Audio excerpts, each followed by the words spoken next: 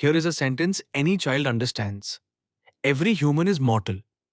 Now try to write it in the logic we had before. Propositional logic. Propositional logic only knows whole statements, each just true or false. The best it can do is one giant symbol, P, for the whole sentence. It can't reach inside to talk about a single human, or say every, or there exists. First order logic, also called predicate logic, fixes this. It lets us name the objects in a world, describe their properties and relations, and quantify. For all, and there exists. A huge upgrade. The vocabulary. Everything lives in a domain, the set of objects we're talking about. Here's a tiny one: Ram, Sita, a cat, and the number 7. A constant names one specific object, Ram, or the number 7.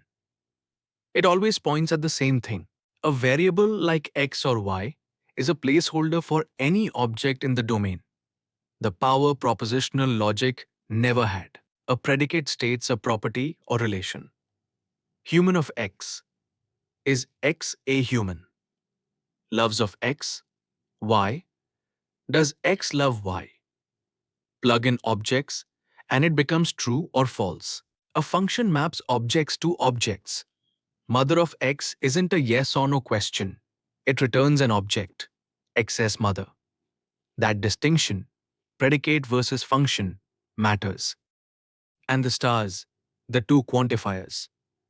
The upside-down A for all says the formula holds for every object in the domain. The backwards E, there exists, says it holds for at least one object.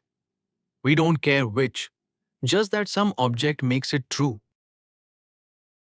Let's read to real sentences, symbol by symbol. Start with, all humans are mortal. In symbols, for all X, human of X implies mortal of X. The for all ranges over everything.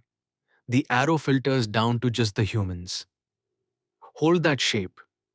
It's about to become the most common mistake people make. Now the other flavor. Some cat is black. There exists an X such that X is a cat and X is black. We want one object that's both a cat and black at once. So there exists teams up with. And while for all took the arrow, that's no coincidence. And it's what we untangle next. Here's the trap that catches everyone. All kings are persons. On the left, for all with the arrow. Correct. On the right, someone swaps the arrow for an and. Looks harmless. It's a disaster. Why isn't wrong? Because for all applies to every object. So it claims every object, every stone, every cloud is both a king and a person. Absurd. The arrow saves us through vacuous truth. Take a stone. King of stone is false, and false implies anything is true. So the arrow ignores every non-king and constrains only the kings, exactly what we meant. There exists is the mirror image. Some king is a person needs one object that's both. So it pairs with and on the left. Swap in the arrow and watch it break. The arrow version is true.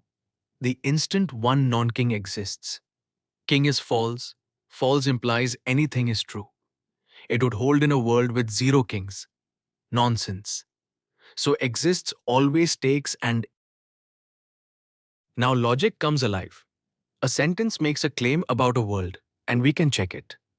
Here's a tiny world of 3 objects, each tagged with its properties. Our claim? For all X, if X is a student who takes the course, then X passes. For all means we check every object. If even one breaks it, the whole sentence is false. Object A student and takes the course. Both true. The condition fires. Does a pass? Yes. This one holds. Object B also a student who takes the course. Condition fires again. But B does not pass. True implies false is false. Object B breaks the sentence. Object C isn't a student, so its condition is false. It passes vacuously. So A holds, C holds, but B fails. For all demands every object pass. Verdict: false. One red object sinks a for all. Now flip to there exists, and the search changes. Does some student pass? Exists needs just one winner. One object that's both a student and a pass. The moment we find it, we stop, scan them. Object a student, and it passes. That's our witness. One object satisfies the body, so there exists is true. B and C need no checking. For all inspects everyone. Exists hunts for one. The two quantifiers are two sides of one coin. Push a negation through, and each becomes the other. Not for all x p equals there exists an x with not p. In words, if not everyone has property p, then someone must lack it. Not everyone passed means at least one person failed, and its twin. Not there exists p equals for all not p. No black swan means every swan is not black. The negation hops across and flips the quantifier. One more thing that trips everyone up: quantifier order. These two look almost identical. Only for all and there exists are swapped. But they mean wildly different things. For all x, there exists y, loves xy. Everyone loves someone, but your someone and mine can be totally different people. Flip the order. There exists y for all x, and now there's one single person whom everyone loves. Far stronger, far rarer. Swapping the two is almost never safe. Read the order carefully. Now reasoning. First, a word. A ground term has no variables left. John, mother of John, the number 7. Fully pinned down. The simplest inference is universal instantiation. From for all x, human implies mortal. Drop in any ground term, say Socrates. Add that Socrates human, and out pops Socrates is mortal. But real reasoning rarely lines up so neatly. A machine must spot when two statements can be made identical. That's unification. Find a substitution of variables that turns two literals into the same thing. Take two literals, nose of John, X, and nose of Y, Mary. Can we make them the same? Walk through position by position. First argument: John, a constant, against Y, a variable. Bind Y to John. Second, X against Mary. Bind X to Mary. Two bindings, and every position agrees. Apply it to either literal and both collapse to the same sentence. Nose of John, Mary. They unified. This substitution is the unifier. But unification can fail. Nose of John, Mary against nose of Bill. Mary, two different constants in the first slot, and you can't bind one constant to another. Constant clash. A sneakier failure. The accursed check. Binding x to a term containing x, like s of x, chases an endless term. And here's why unification is the engine of reasoning. Suppose any x who is a king and greedy is evil, and John is a king and John is greedy. Unification matches the rule's conditions against our facts, binding x to John. The left side lines up, and the rule fires. That's generalized modus ponens.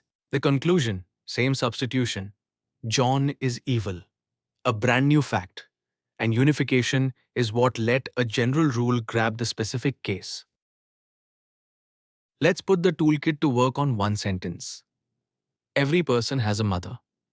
Pick predicates and translate. Every signals for all, restricted to persons with the arrow. Having a mother is an existence claim. So, for all x, if x is a person, then there exists y, such that y is x's mother. The arrow restricts two persons. Inside, there exists promises each person a mother, a y that depends on x. Your turn. 3 challenges. Translate every cat is an animal, and some animal is black. And unify loves of x, Mary with loves of John. Y. Pause. Work all 3. Then check against me. Answers. Every cat is an animal. For all x, cat of x implies animal of x. Some animal is black. There exists x, animal of x and black of x. Exactly the pairing and the unification. X against John. Bind X to John. Mary against Y. Bind Y to Mary. Both become loves of John Mary. If you got all three, predicate logic is genuinely yours. Trap 1. The connective. All ARB takes the arrow. Use and you claim every object is both. The number one error. Trap 2. The mirror. Some A is B takes and the arrow version is true, even with no ace, meaningless. Trap 3. Order. Everyone loves someone is not theirs. One person everyone loves. Never swap the two on a whim. Trap 4. Free versus bound. A variable tied to a quantifier is bound. One dangling outside them all is free. Not yet a complete claim. Let's lock it in. First order logic adds objects, predicates, functions, and quantifiers. So we reason about individual things. And the pairing to never forget. For all with the arrow, there exists with and negation slides through a quantifier and flips it. And unification, a substitution that makes two literals match, powers automated reasoning, letting a general rule conclude a specific fact. Master these, and first order logic is yours.